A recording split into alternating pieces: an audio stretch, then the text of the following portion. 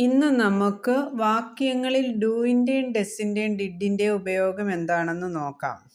Use of do, does and did in sentences. Do is used with plural subjects. I, we, you, they and plurals of nouns. Do ബഹുവചനത്തിനുള്ള സബ്ജക്റ്റിൻ്റെ കൂടെയാണ് ഉപയോഗിക്കുന്നത്. Does is used with singular subjects. Does singular സബ്ജക്ട്സിൻ്റെ കൂടെ ഉപയോഗിക്കുന്നു. He, she, it and singular of nouns.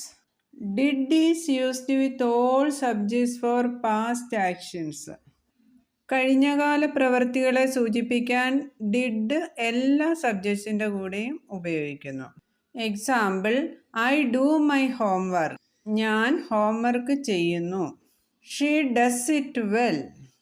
അവൾ അത് നന്നായി ചെയ്യുന്നു. Did they go to the party. അവർ പാർട്ടിക്ക് പോയോ.